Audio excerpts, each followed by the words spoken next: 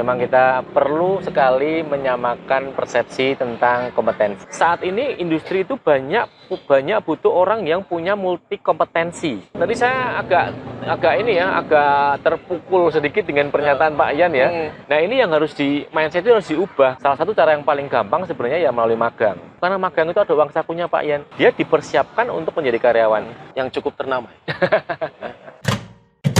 Learn more, do better, and change ahead. Kuliah Milenial, let's begin the class.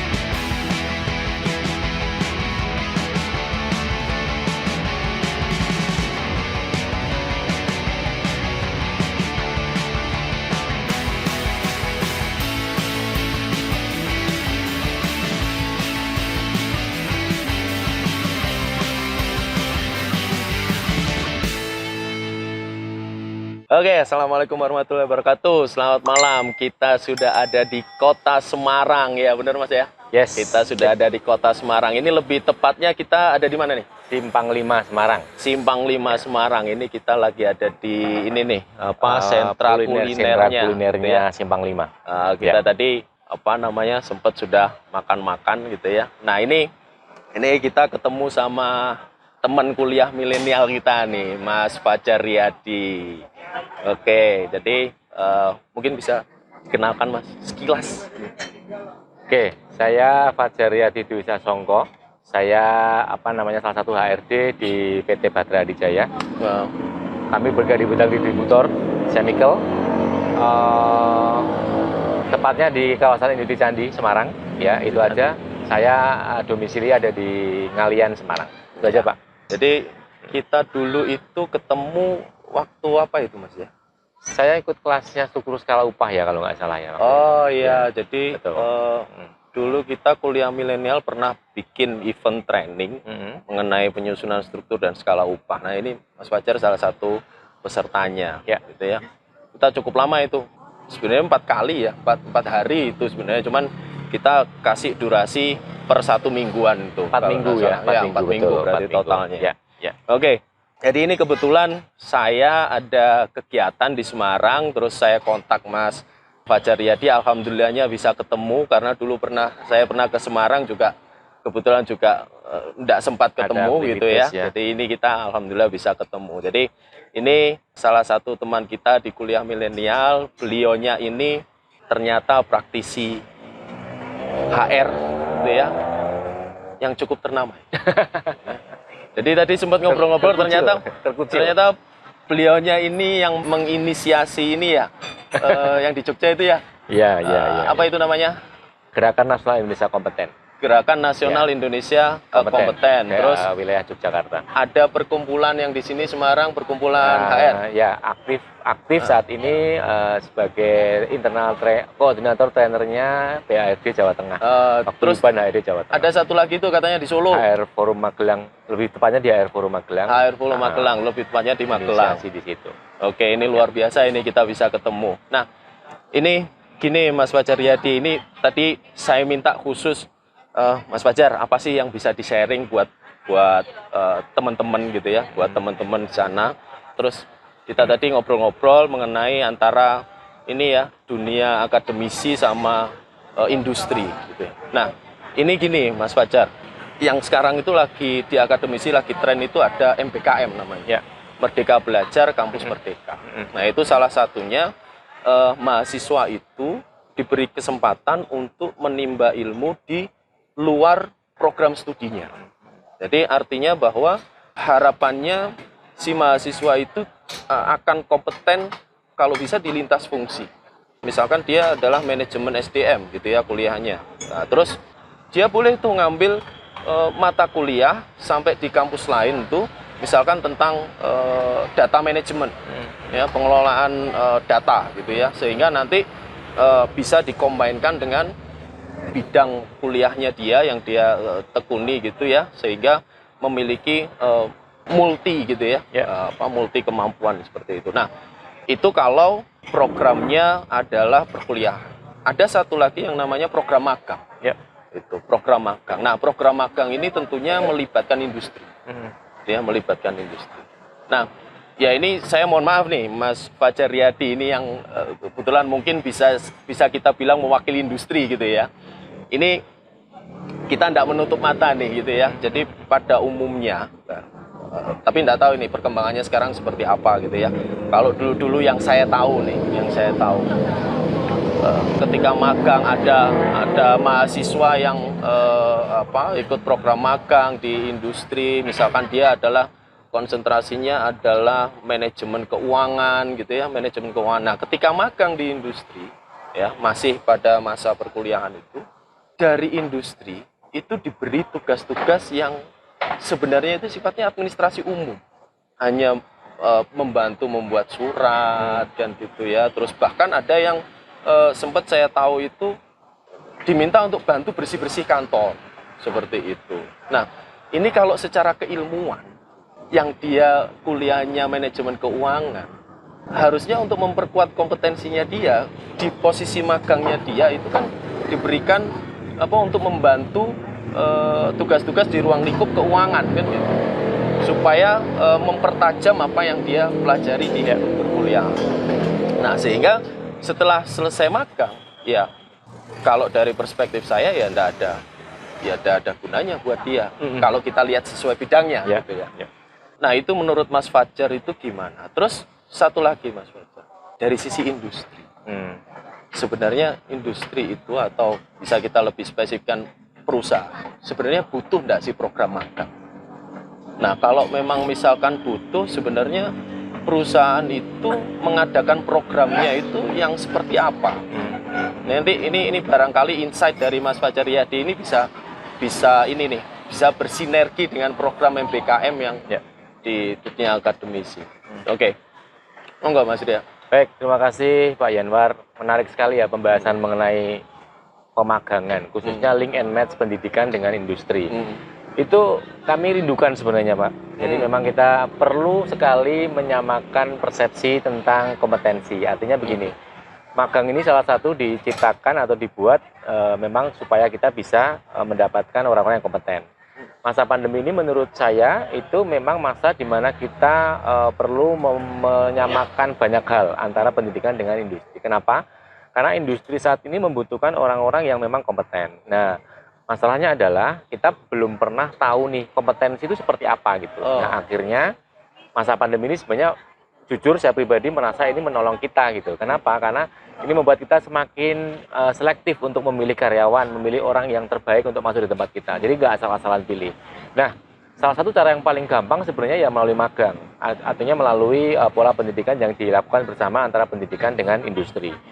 Atau juga pola kerjasama nih antara industri dengan pendidikan. Artinya secara teoritis, secara in-house prakteknya itu ada di industri pendidikan, tetapi secara industri dia juga akan belajar dan juga akan bekerja di sana dengan mendapatkan fasilitas yang seharusnya diberikan ke yang bersangkutan. Nah, kalau pertanyaan pertama tadi dari Pak Yanwar, saya menjawabnya begini.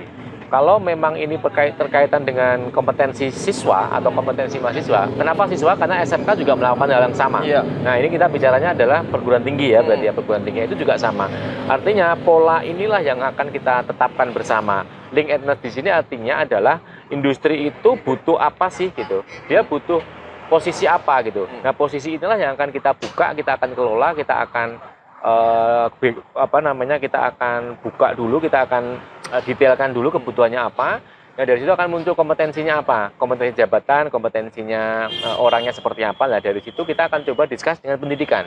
Alhasilnya maka akan muncul kayak apa sih yang diharapkan dari industri. Nah, nanti kolaborasinya di situ. Nah, tinggal kita bicaranya adalah teknik atau teknis penyampaian atau teknis praktek dan belajarnya seperti apa. berapa SKS mungkin atau berapa waktu yang akan ditetapkan di situ, itu akan kita bicarakan. Ya, link and match ini penting supaya apa, menyeragamkan kurikulum atau menyeragamkan materi-materi yang disampaikan yang sesuai dengan kebutuhan industri. Contoh paling gampang yang pernah kita lakukan adalah ketika kita bicara welding di satu perusahaan. Welding Pak, welding. Jadi pengelasan betul. Nah, kita bicara pengelasan. Artinya kalau kita bicara pengelasan untuk beberapa industri itu membutuhkan tipe pengelasan yang seperti apa, itu kan akan sesuai dengan kebutuhan masing-masing industri. Dan ternyata ketika mencari SDM di luar nggak menemukan yang sesuai dengan yang mesin-mesin yang ada di industri tersebut. Maka mau tidak mau kita akan kerjasama dengan pendidikan, entah itu SMK, D3 atau S1 atau apapun yang bergerak di bidang welding tadi ya, di situ, sehingga akan cukup banyak yang bisa kita ambil dari sana. Nah, masalahnya adalah materi yang ada di sana atau pola pendidikan yang di sana ternyata tidak bisa menjembatani mengakomodir itu, sehingga tidak terjadi kesamaan ketika orang masuk kerja ke tempat kami atau ke industri, ya kami akan ngajari lagi gitu. Nah, ini akan menjadi sebuah langkah yang berulang yang tidak efektif gitu Pak, maksud saya. Sehingga diperlukan satu langkah taktis sehingga link and match dilakukan, kolaborasi sekalian antara pendidikan dan industri. Hasilnya adalah orang tersebut teori mendapatkan, kemudian praktek juga mendapatkan, dia akan belajar bla bla bla di kantor, di perusahaan, dia juga akan mendapatkan uang saku, karena magang itu ada uang sakunya Pak Ian. Harusnya kita bicaranya begitu, sehingga kita akan lebih akan lebih bisa membuat orang itu termotivasi. Kalau memang dia nanti bagus, bisa aja direkrut menjadi karyawan. Jadi sekali lagi, magang itu bukan karyawan ya sebenarnya, tetapi dia dipersiapkan untuk menjadi karyawan. Hasilnya kalau dia bagus penilaiannya, maka dia akan menjadi karyawan. Bisa aja direkrut begitu, atau dia akan mendapatkan sertifikat khusus bahwa dia sudah mengikuti magang dan dia bisa pakai sertifikat itu untuk kepentingan dirinya gitu. Nah, itu dari sisi magang, dari sisi pendidikan. Kalau dari sisi industri, saya mengatakannya begini, kalau ditanya kami butuh apa enggak, kami butuh orang kompeten. Cuma masalahnya adalah, apakah kompetensi itu hanya berbicara satu bidang? Ternyata enggak. Gitu. Saat ini industri itu banyak butuh orang yang punya multi kompetensi. Atau selain itu bahasanya saya bilang multitasking. Dia bisa mengerjakan beberapa hal gitu. Nah, ketika dia mengerjakan beberapa hal, berarti dia harus punya beberapa skill.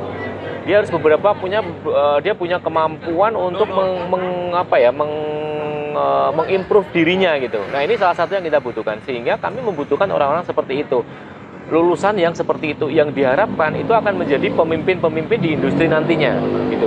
Nah, salah satu program kita di GNIK, Gerakan Nasional Indonesia Kompeten, saya sebut merek ya ini, itu juga begitu Bapak. Jadi kita bicaranya mengenai bagaimana kita mengefektifkan kegiatan magang ini, sehingga ini benar-benar bisa akan menghasilkan orang-orang yang kompeten untuk nanti direkrut oleh perusahaan yang akan menggunakan itu.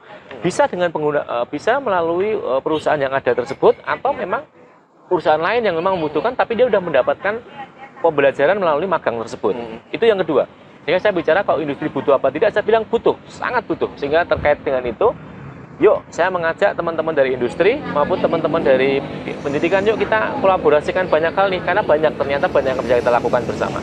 Nah, itu yang kalau yang ketiga, kita bicara yang ketiga, kita berbicaranya mengenai bagaimana sih pola magang. Pasti akan bicara begitu. Nah, pola magang berbicaranya adalah kita nggak cuma datang. Tadi saya agak terpukul sedikit dengan pernyataan Pak Ian ya. Datang ke kantor hanya untuk cuci piring, kemudian hanya untuk administrasi, bantu bikin surat.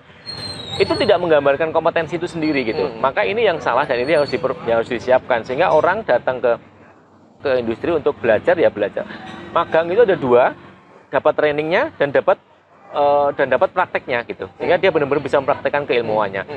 Kalau ada satu lagi, saya nggak tahu nih apakah di pendidik S1 ada apa tidak. Kalau kita bicara prakrin ya, kalau di SMK atau SMA ada namanya prakrin, praktek kerja industri.